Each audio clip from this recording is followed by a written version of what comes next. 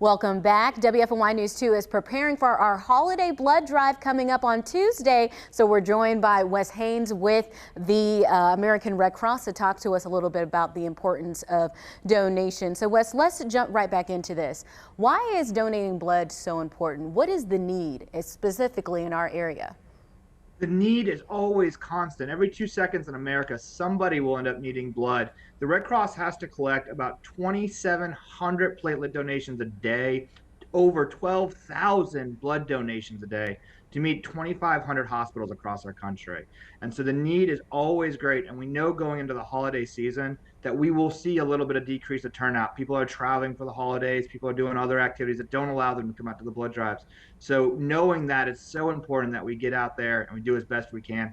Platelets only have a shelf life of about 5 days. So from the moment you donate, your platelets are probably going to be in a recipient within 5 days. And honestly, red blood cells only about 42 days of a shelf life. So we have to constantly make sure our supply is strong and steady for the population.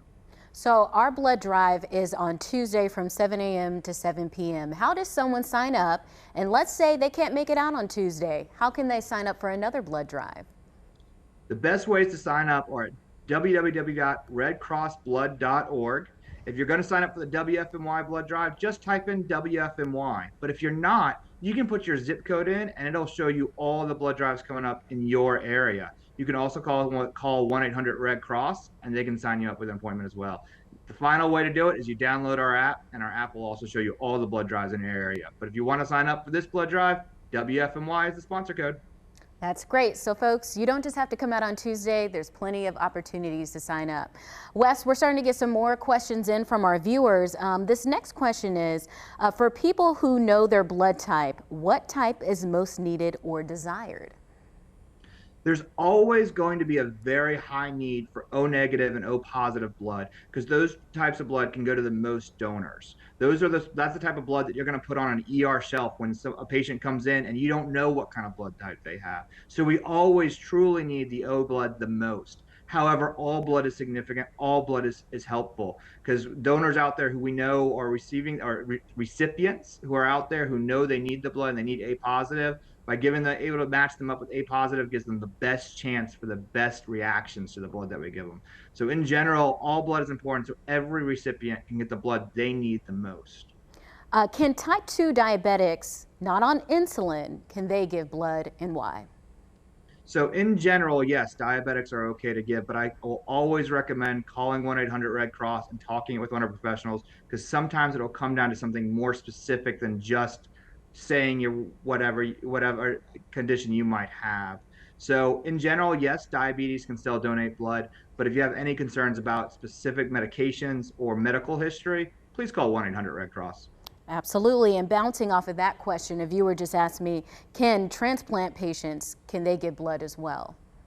It's going to be a very similar answer. The answer is probably, but it's going to depend on how long ago it happened, where it happened, and some other details like that. So again, it's going to get a lot more specific. A lot of these things come down to a lot of the details, which is why I don't want to give out too many answers right now because I could be leading you in the wrong direction. I'll give you a quick example. My mother-in-law lives in Mexico. When I travel to go see her in Mexico, if I land in Cancun and I see her in Tulum, I'm deferred for 4 weeks. But if I go 30 minutes off in another direction, I could be deferred for a year. All of those little things do make a difference. And so I always say, if you have specific questions, call 1-800-RED-CROSS and talk to one of our professionals who can ask you the really detailed questions. Good to know. Wes just got a new question that I actually hadn't thought of before. Do I have to wait to donate blood if I got a new tattoo? That actually is going to be depending on where you got that tattoo. And so the way the FDA looks at it is certain states regulate tattoos and honestly piercings as well differently. And so the best thing to do, and I know you're going to get tired of hearing this, but it's call 1-800-RED-CROSS. Let them know where you got the tattoo or piercing and that they can tell you whether or not there's a deferral or not. It's not that any tattoo places or any states are unsafe. It's just the way it's regulated depends on what the FDA says, how long it should be deferred, if at all. All right, great information, Wes. Well, hold on tight. We still got more questions for you. We're about to go to a break, but before we get there, we want to remind you, WFMY News 2, the holiday blood drive is coming up.